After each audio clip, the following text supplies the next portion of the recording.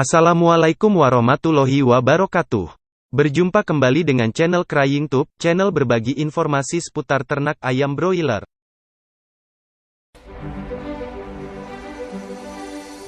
Halo pemirsa, apa kabar semua? Semoga saat ini Anda baik-baik saja, dan tetap semangat.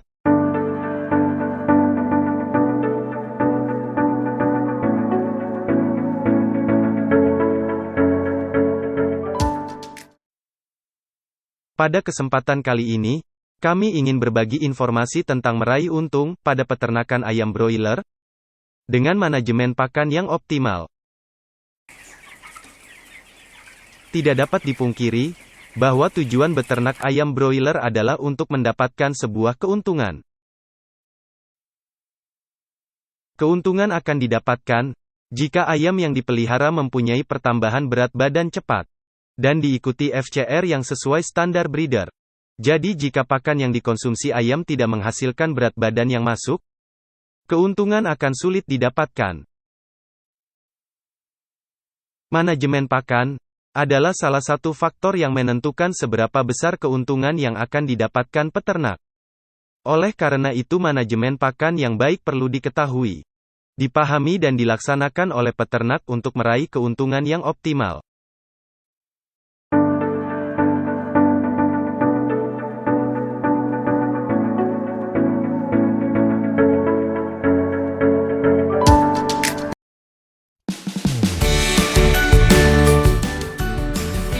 Silakan di-subscribe dulu ya. Pada peternakan ayam broiler, pakan itu sendiri memegang investasi 70% dari total biaya pemeliharaan. Selain pakan, air minum juga merupakan kebutuhan ayam yang tidak bisa dipisahkan. Sehingga peningkatan manajemen pakan harus sejalan dengan manajemen air minum. Namun manajemen air minum tidak dibahas pada kesempatan ini, dan akan dibahas pada video tersendiri. Kualitas pakan bisa dilihat dari nilai FCR yang dihasilkan. Nilai FCR sesuai standar breeder akan dapat dicapai dengan menerapkan manajemen pemberian pakan yang tersistem dengan baik. Yaitu, manajemen yang dilakukan mulai dari pemilihan tempat pakan ayam, instalasi, kualitas pakan dan tata laksana pemberian pakan. Berikut pembahasannya.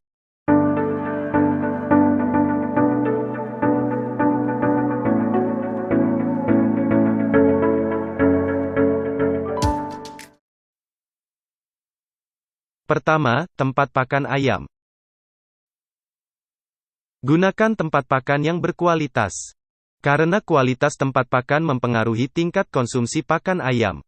Tempat pakan yang berkualitas misalnya terbuat dari bahan yang tidak beracun.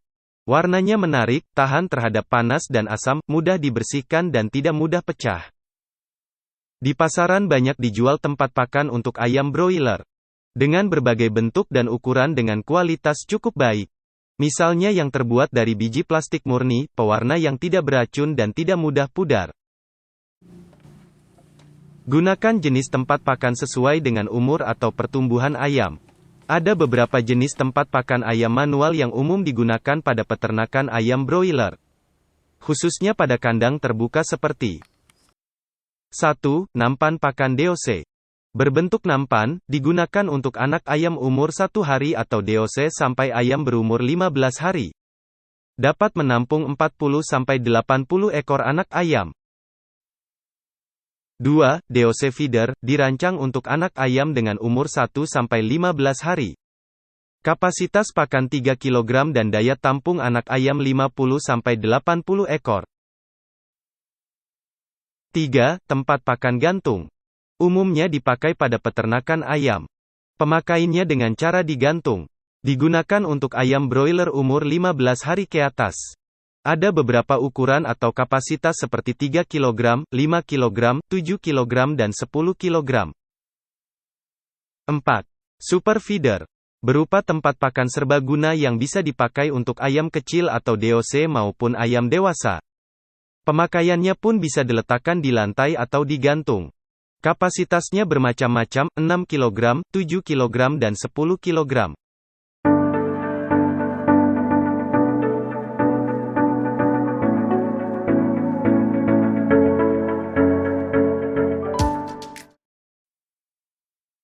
Kedua, instalasi tempat pakan. Instalasi tempat pakan mempengaruhi tingkat konsumsi pakan. Hal yang perlu diperhatikan pada instalasi tempat pakan adalah tinggi pemasangan, jumlah, dan jarak antar tempat pakan. Atur tinggi pemasangan tempat pakan sesuai dengan umur atau tinggi badan ayam. Ketinggian tempat pakan dibuat sejajar dengan tinggi punggung ayam. Yang penting diperhatikan adalah agar ayam dapat mengakses pakan dengan mudah dan nyaman. Jumlah tempat pakan harus mencukupi dan tersebar merata di seluruh kandang.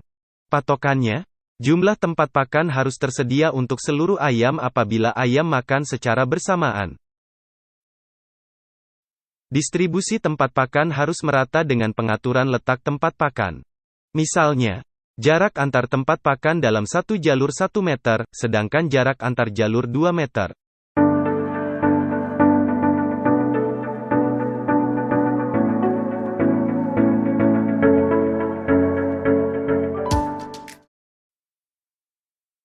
Ketiga, kualitas pakan.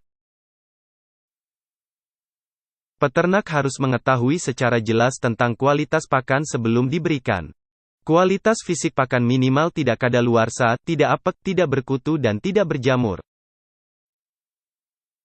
Selain kualitas fisik, kadar nutrien perlu diketahui, seperti kandungan protein, lemak, abu, serat, kalsium, fosfor, asam amino dan vitamin dengan membaca pada label pada karung pakan. Kontrol kualitas pakan sebaiknya dilakukan mulai dari penerimaan, saat pembongkaran, dan penyimpanan pakan.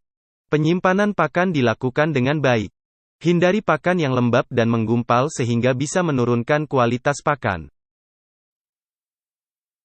Selain itu perlu menerapkan sistem FIFO, first in first out, yaitu pakan yang pertama masuk dalam gudang maka digunakan yang pertama. Pakan bentuk pelet lebih tahan lama daripada bentuk mes atau butiran. Pakan pelet bagus digunakan kurang dari 30 hari setelah diproduksi. Lebih dari itu cenderung akan mengalami kerusakan.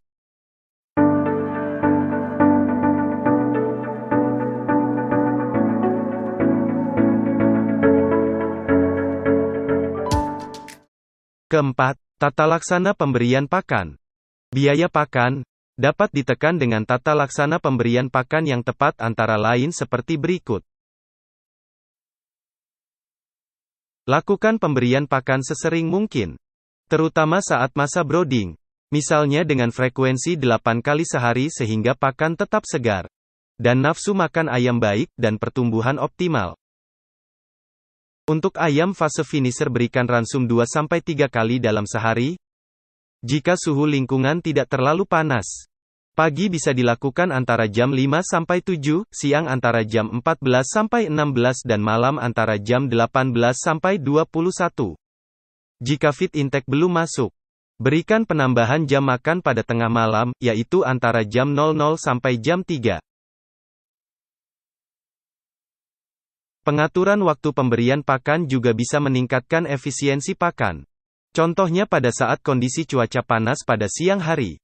Hendaknya pakan tidak usah diberikan terlebih dahulu, namun diberikan setelah cuaca mulai dingin sore hari. Usahakan suhu kandang 25-28 derajat Celcius dengan kelembapan 60%. Jika lebih dari itu perbaiki sirkulasi udara dengan menambahkan blower dalam kandang. Dan memberikan hujan buatan di atas atap kandang. Jika suhu lingkungan tinggi, berikan VitaStress saat pagi hari.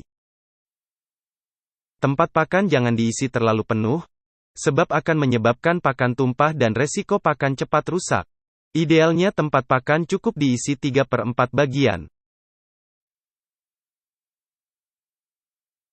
Untuk menghindari stres saat pergantian jenis pakan, misalnya dari tepung ke butiran, lakukan adaptasi minimal 4 hari.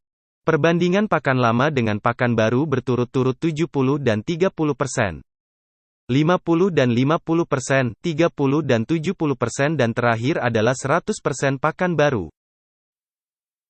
Kebersihan tempat pakan harus terjaga. Saat memberikan pakan, usahakan sekaligus membersihkan tempat pakan. Jangan langsung pergi, Setelah selesai pemberian pakan, amati apakah ada ayam yang tidak dapat menjangkau tempat pakan. Lakukan monitoring pakan yang dikonsumsi ayam setiap minggunya. Jika ada ayam yang berat badannya kurang dari standar atau sakit, langsung pisahkan dan berikan perlakuan pemberian pakan tersendiri.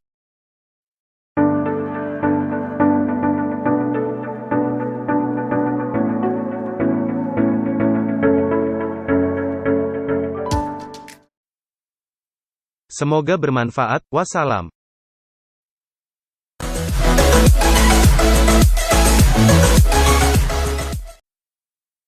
Terima kasih atas kunjungan Anda di channel ini. Silahkan klik like, komen dan share apabila Anda menyukai video ini.